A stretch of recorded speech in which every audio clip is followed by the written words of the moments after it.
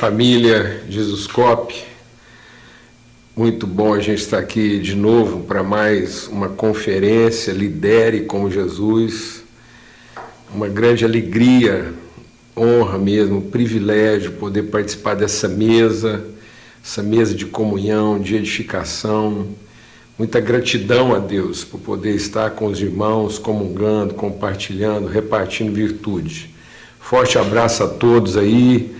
Douglas, por favor, transmita aí o nosso abraço, a nossa gratidão, o nosso apreço a todo o pessoal aí que trabalha sempre de maneira tão diligente, tão dedicada, tanto compromisso com a excelência para entregar para o corpo de Cristo, para a família de Deus, conteúdo, virtude, substância suficiente para edificação, para transformação, para fortalecimento da nossa fé, sempre trazendo esperança, referência, vigor, ânimo, disposição. Então, um forte abraço aí para todo mundo, uma gratidão muito grande da gente ter chegado de novo a esse momento, vencendo todos os obstáculos aí, desafios, e nesse empenho de cooperação mútua, de exercício de fé mútua, a gente poder estar juntos mais uma vez e compartilhar. Amém? Meu desafio aqui, que fui convidado, convocado para trabalhar com os irmãos aqui a respeito do ministério apostólico, dentro daquilo que são os 5 ministérios apresentados aí por Paulo na sua carta aos Efésios, o apostólico, o evangelístico.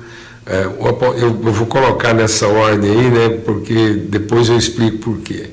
O apostólico e profético, permeado aí pelo evangelístico, o pastoral e o de ensino. Então a gente quer compartilhar um pouco sobre isso e qual é a significância, qual é o significado do ministério apostólico nesse conjunto de expressões ministeriais. Então vamos lá ao texto aqui, Efésios capítulo 2, e eu vou ler apenas a partir do verso 7, que diz: "E a graça foi concedida a cada um de nós, segundo a medida do dom de Cristo. Por isso diz, quando ele subiu às alturas, levou cativo o cativeiro e concedeu dons aos homens. Ora, o que quer dizer ele subiu, senão também que havia descido às regiões inferiores da terra? Aquele que desceu é também o mesmo que subiu acima de todos os céus para encher todas as coisas. E ele mesmo concedeu uns para apóstolos, outros para profetas, outros para evangelistas e outros para pastores e mestres, com vistas ao aperfeiçoamento dos santos, para o desempenho do ministério, para a edificação do corpo de Cristo, até que todos cheguemos à unidade da fé e do pleno conhecimento do Filho de Deus, ao estado de pessoa madura, à medida da estatura da plenitude de Cristo, para que não mais sejamos como crianças, arrastados pelas ondas e levados de um lado para o outro por qualquer vento de doutrina, pela artimanha das pessoas, pela astúcia com que induzem ao erro, mas, seguindo a verdade em amor, cresçamos em tudo naquele que é a cabeça, Cristo, de quem todo o corpo, bem ajustado e consolidado pelo auxílio de todas as juntas e ligaduras, segundo a justa operação de cada parte, efetua o seu próprio crescimento para a edificação de si mesmo em amor." E a nossa oração nesse momento é que Deus nos conceda espírito de sabedoria e revelação para pleno conhecimento das nossas riquezas, das riquezas da nossa vocação em Cristo Jesus. Amém? Bom, a palavra de Deus está dizendo aqui para nós, o que Paulo está apresentando para nós, é o propósito de Deus para as nossas vidas em Cristo Jesus. Essa é a primeira coisa que a gente precisa entender e discernir a respeito dos dons ministeriais. Que os dons ministeriais servem ao propósito de edificar, de formar a pessoa. Então, as pessoas não servem ao ministério, os ministérios servem à pessoa. Então, a palavra de Deus está dizendo aqui que ele concedeu dons para o exercício do ministério com a finalidade, com o propósito de formar a pessoa. Esse é o propósito de Deus, essa é a missão de Deus. Nós precisamos entender que, na verdade, nós não temos uma missão. Deus estabeleceu uma missão que está revelada lá em Gênesis, que é de formar a pessoa. Façamos. Façamos quem? A pessoa que nós criamos. Então Deus revela a sua vontade, o seu compromisso de fazer, e Ele cria, Ele estabelece exatamente como essa pessoa é. É importante a gente discernir isso. Aquilo que Deus disse que faria já está criado. E Deus entra então depois no processo de formação dessa pessoa. Que pessoa? A pessoa que nasceu da vontade de Deus de fazer e que já está criado, que já está revelado no seu sentido pleno e absoluto.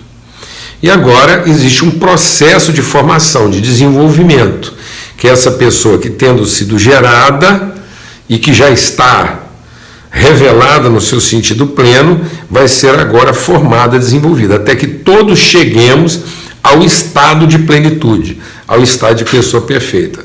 Esse é o trabalho de Deus, e Deus então nos envolve.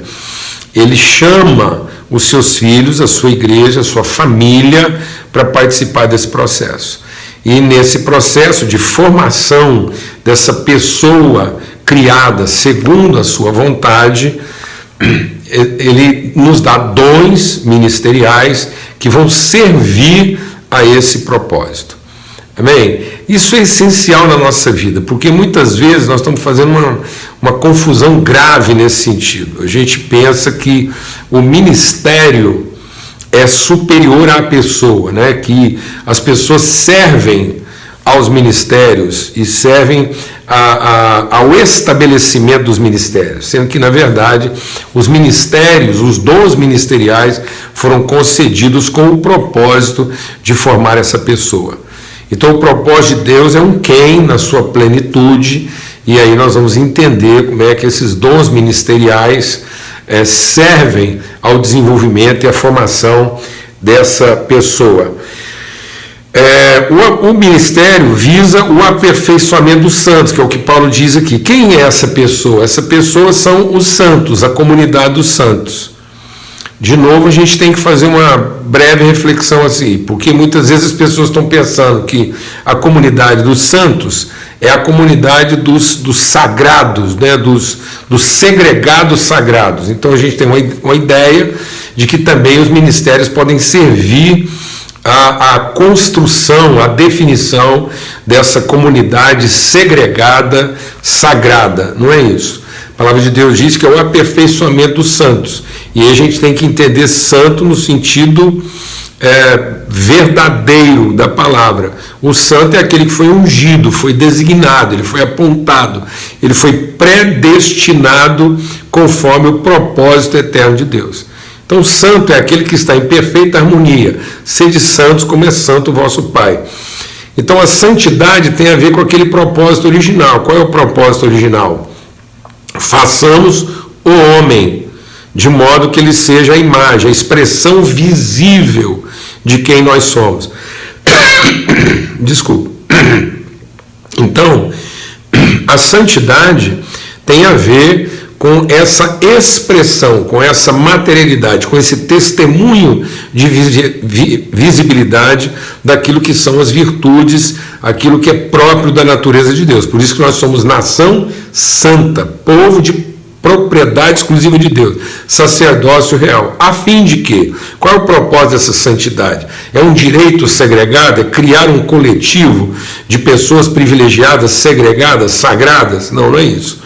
É formar uma família que tem compromisso integral com o propósito de sermos ministros, de sermos aqueles que manifestam, que materializam, que dão testemunho, que evidenciam as virtudes de Deus, que se tornam esse correspondente da imagem visível de Deus. Filhos plenos, homens e mulheres perfeitos, varões perfeitos, formados segundo a natureza de Deus, de modo que quem vir um filho de Deus terá visto o Pai que o enviou. Então, essa é a missão de Deus, formar homens e mulheres que sejam expressão santa, perfeita, dedicada, predestinada a serem pessoas que na sua vida, na sua forma de vivenciar a sua humanidade, revelam, materializam, são imagem visível de quem Deus é. Assim, com o rosto descoberto, então, a santidade não tem a ver com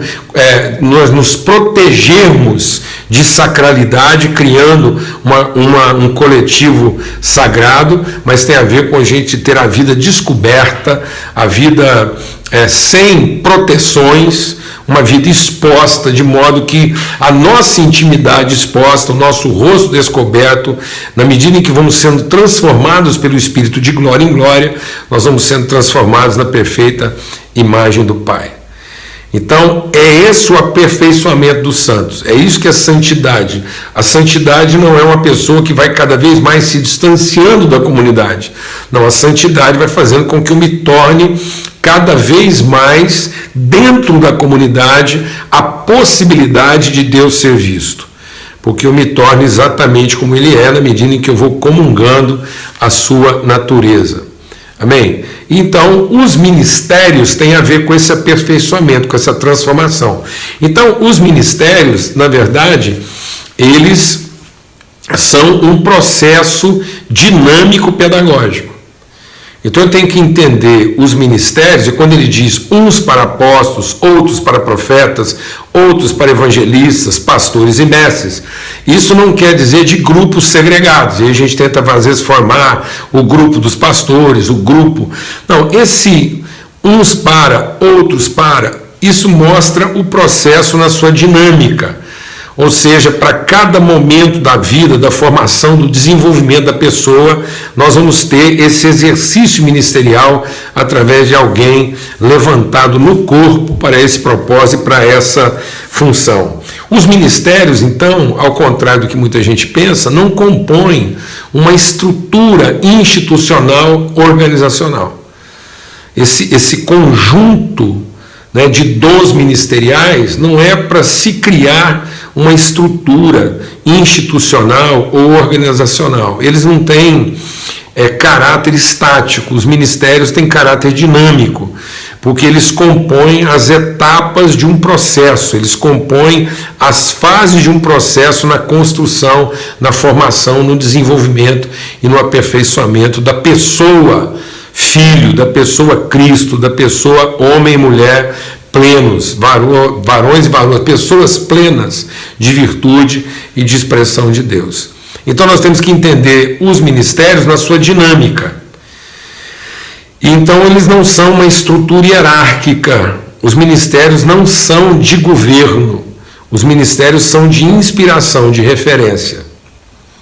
Então, muitas vezes as pessoas estão entendendo lá o apóstolo, o profeta, o evangelista, o pastor e o mestre como se isso fosse uma estrutura hierárquica de chefia, de governo, de comando, onde um tem proeminência sobre o outro, um manda no outro, um é chefe do outro, e não é nada disso. Então o profeta não é subalterno do apóstolo, o evangelista não é subalterno do profeta, isso não é uma escala hierárquica de poderes institucionais ou organizacionais. Isso é um processo dinâmico, orgânico e principalmente, essencialmente pedagógico. Isso é para que nós sejamos ensinados, isso é para que o nosso entendimento seja transformado. Para a gente compreender isso melhor, nós temos como referência a própria dinâmica relacional da Trindade. Nós vamos ver que nós podemos identificar os ministérios naquilo que é a dinâmica orgânica e relacional na Trindade. Na Trindade nós temos 3 elementos que compõem a pessoa trina de Deus. Então nós temos uma natureza, nós temos uma identidade e nós temos um propósito, uma expressão, né, um testemunho. Então melhor seria dizer testemunho. Então nós temos uma natureza, temos uma identidade e temos uma expressão, um testemunho. E quem define a natureza é o Pai, é o amor. Então o amor é a referência. E depois nós temos o Filho como graça, como forma, como expressão corpórea. Então, nós temos aí uma identidade. Essa natureza pode finalmente ser reconhecida, pode ser percebida. E isso culmina na possibilidade de um conhecimento. Então, a natureza de Deus, que tem uma expressão identificada na pessoa do Filho, ela também pode ser comungada. Eu sou chamado a me relacionar, a ter parte na natureza de Deus através do seu Espírito. Então é o amor do Pai, a graça do Filho e a comunhão do Espírito Santo. Então o propósito gerado na natureza de Deus, no amor, é que se forme uma comunidade, uma família, onde todos comunguem, onde todos participem da mesma natureza. Então ele quer formar uma multidão de filhos a partir de uma expressão plena, de uma forma plena revelada através de Cristo Jesus, que até então era o seu unigênito, mas que se torna primogênito de muitos irmãos. Outra coisa que eu quero compartilhar é que, nesse sentido, quando eu olho para essa dinâmica, né, esse movimento da Trindade, então também eu vou conseguir agora identificar os ministérios dentro dessa dinâmica, numa sequência de princípio, processos e propósito. Então, para mim entender melhor, para a gente poder entender melhor os ministérios, a gente vai entender esse movimento que é gerado a partir de um princípio que se desenvolve através de processos e que culmina num propósito. Amém? Perceba aí que propositalmente a gente usou princípio no singular, processos no plural e propósito de novo no singular.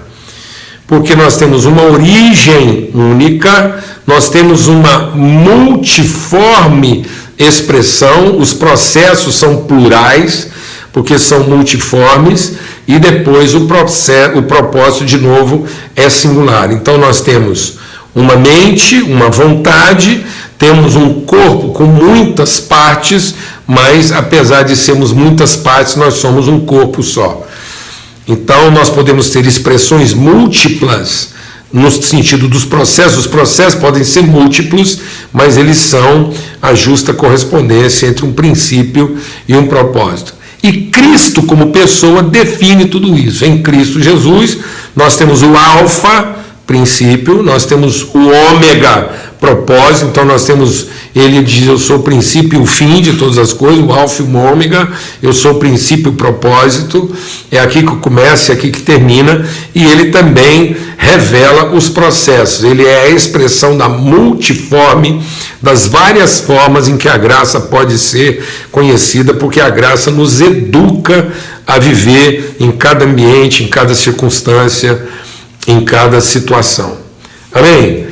Bom, agora, meditando sobre tudo isso, grava bem aí os 3 P's, né? Princípio, processos e propósito, entendendo lá dentro da realidade da Trindade lá, nós temos uma referência, uma evidência e uma consciência, né? Dentro dessa dinâmica também da Trindade, como nós vimos aqui, nós temos uma natureza, uma identidade e um testemunho, né?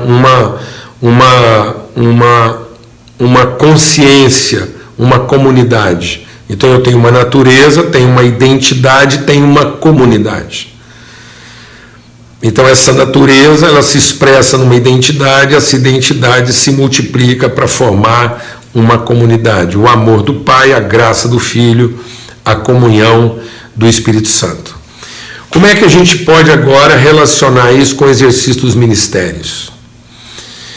O que nós temos compreendido, o discernimento que a gente tem tido a respeito disso é que os ministérios, eles são compostos de 2 elementos de natureza e propósito, que é o apostólico e o profético. E os elementos intermediários disso, que são os elementos de processo, né, de forma, que é o evangelístico, o pastoral e o ensino. Então, o que é o ministério profético? O ministério apostólico? O que é o ministério apostólico? O ministério apostólico é a semente, é o princípio. O ministério apostólico, ele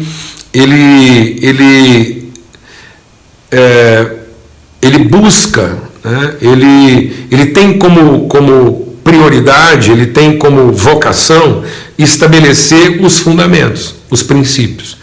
Então, o ministério apostólico, eu poderia dizer que ele é a semente, ele é onde as coisas se fundamentam, ele é a origem, ele é o princípio de todas as coisas, ele garante a natureza, ele testemunha da natureza. Então, muitas vezes o ministério apostólico vai se dedicar às características subjetivas, aquilo que muitas vezes não é o aparente, mas é o invisível, é o que fundamenta. Por isso que Paulo diz que, como apóstolo, ele se dedicou a lançar os fundamentos.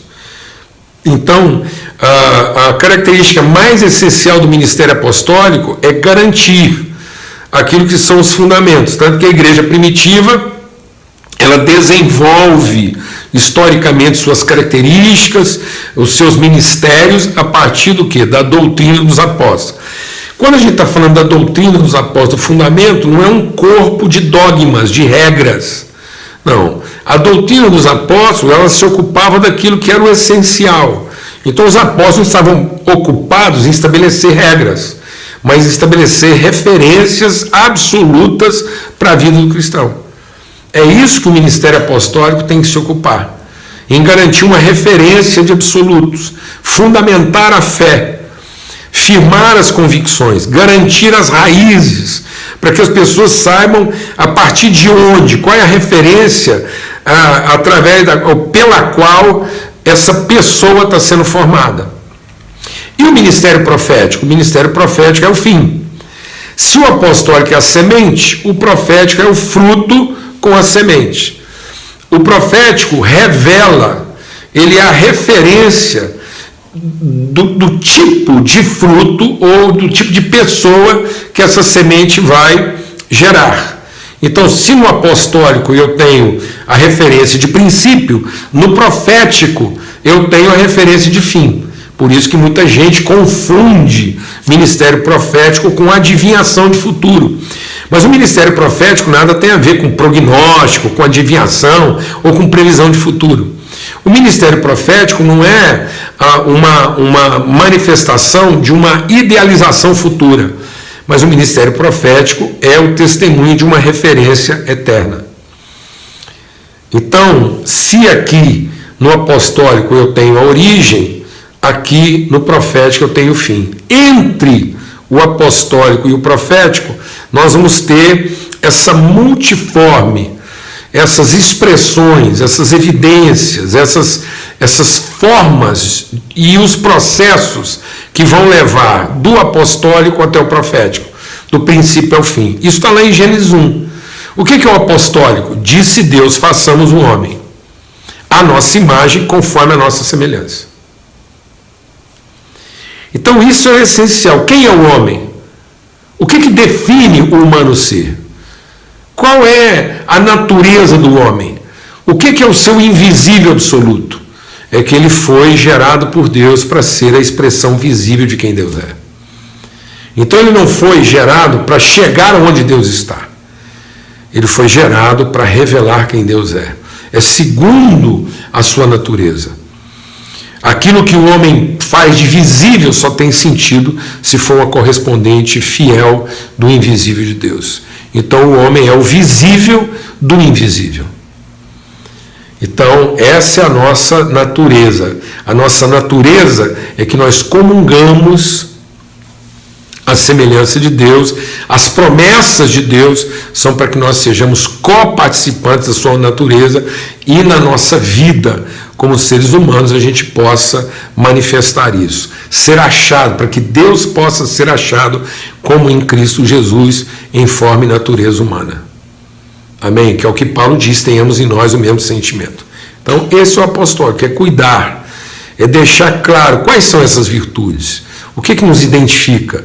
Muitas vezes a gente conhece os atributos de Deus. Se eu perguntasse quais são os atributos de Deus, e todo mundo está apegado à sua onipotência, à sua onipresença e à sua onisciência. Mas se eu perguntar quais são suas virtudes, pouca gente saberia responder de imediato. E as virtudes de Deus são exatamente seu amor, sua graça, sua comunhão.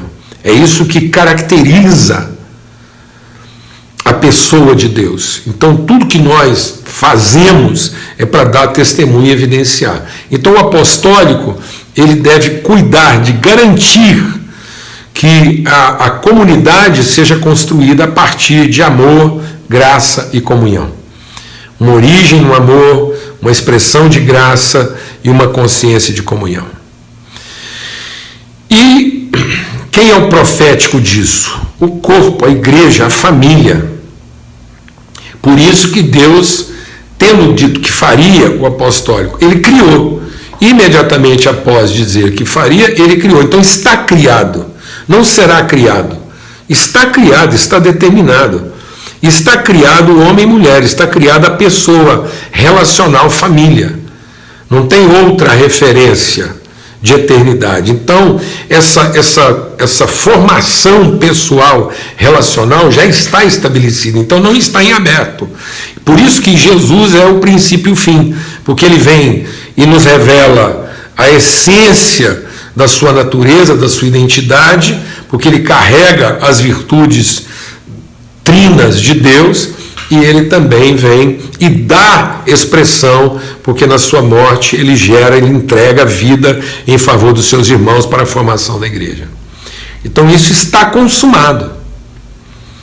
O apostólico e o profético estão consumados como referências absolutas. Entre aquilo que é a revelação apostólica e aquilo que é a revelação profética, nós temos agora os processos pedagógicos que vão operar essa transformação que leva da semente ao fruto, que são as formas, que são os processos, que são os meios de ensino e transformação. O primeiro deles é o evangelístico. Então, uma vez definida a essência apostólica, nós comunicamos, nós evangelizamos, nós transmitimos das várias formas possíveis. Uma vez comunicado e evangelizado, muitos vão crer, e então nós vamos ter que acolher, de abrigar, de tratar, de socorrer, de curar, de limpar. Evangelizamos, acolhemos, tratamos, cuidamos, limpamos, alimentamos e então ensinamos. A graça nos educa, nos ensina a viver. Então o processo ele vai envolver a comunicação, o tratamento e culminar na educação, no ensino, na transformação do entendimento. O evangelístico que resulta num pastoral que evolui para um ensino.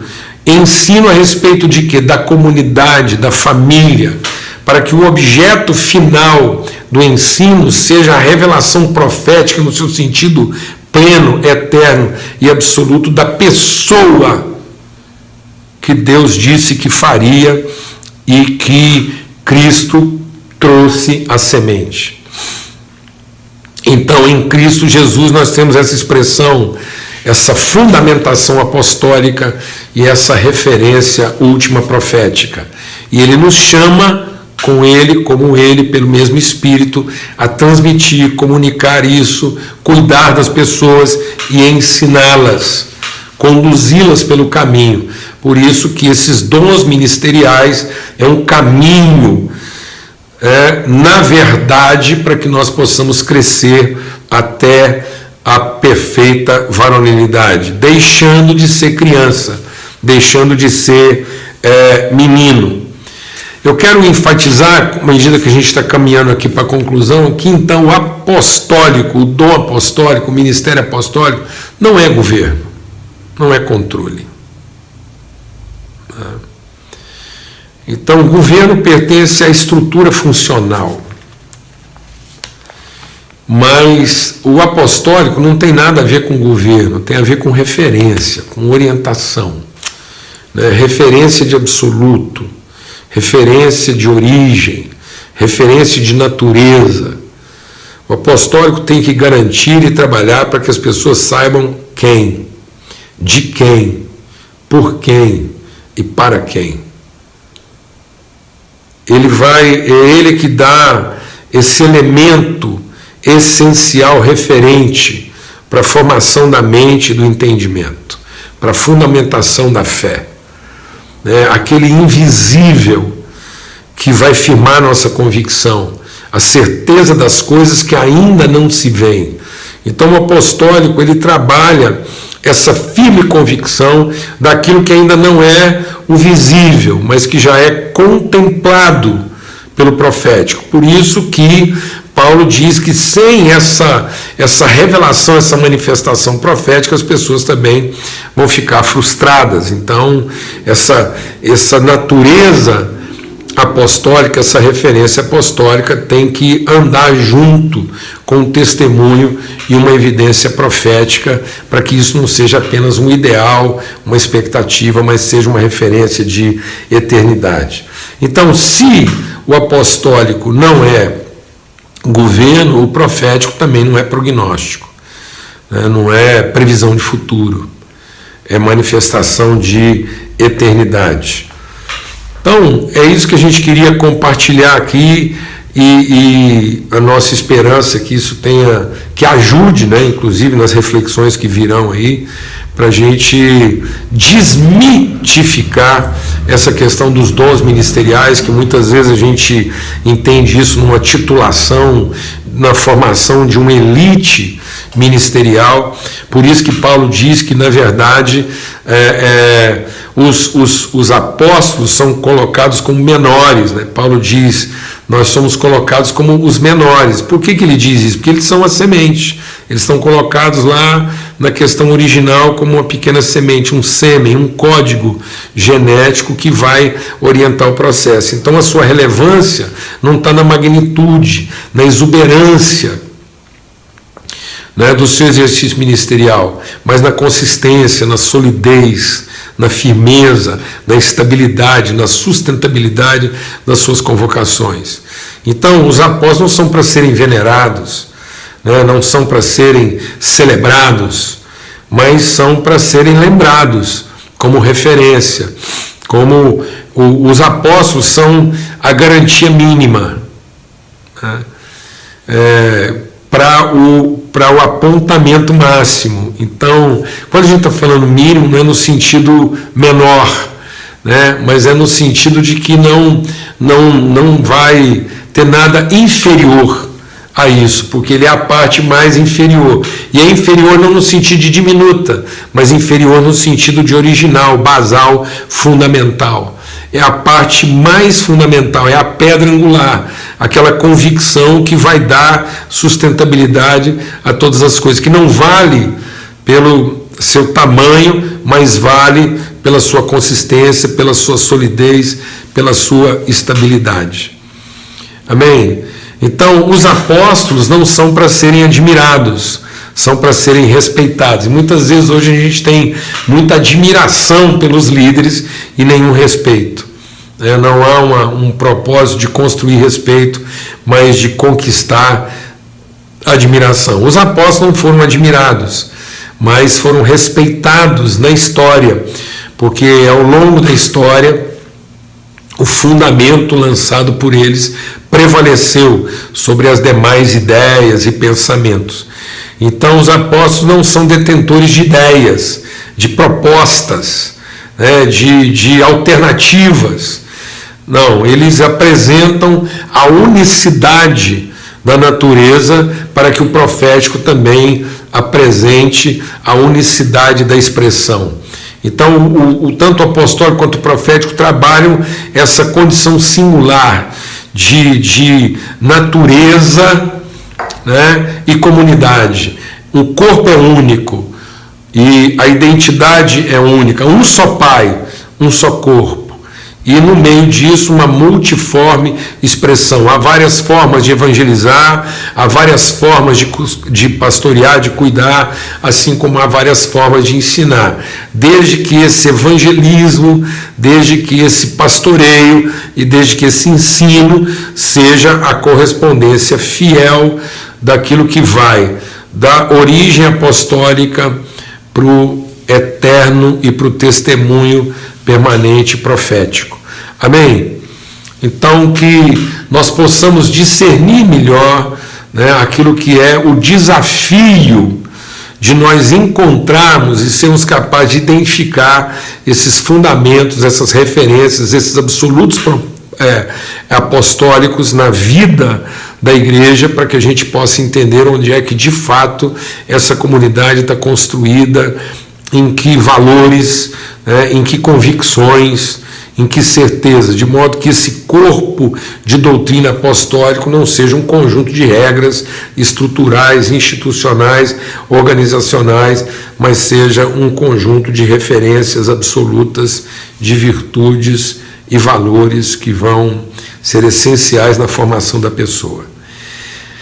Aleluia, muito obrigado, graças a Deus, um grande privilégio estar aqui com vocês, mais uma vez essa oportunidade. Eu sou muito grato a Deus, e estar com vocês me anima, me renova, me encoraja, e que Deus possa fazer mesmo desse tempo aí, dessa conferência, algo assim enriquecedor, transformador na vida de todos, que Deus continue a manifestar e a multiplicar virtude através de todos, que o amor do Pai, a graça bendita do seu Filho, Cristo Jesus, e a comunhão do Espírito Santo seja sobre todos, que Ele faça resplandecer sobre nós o seu rosto e nos dê paz sempre.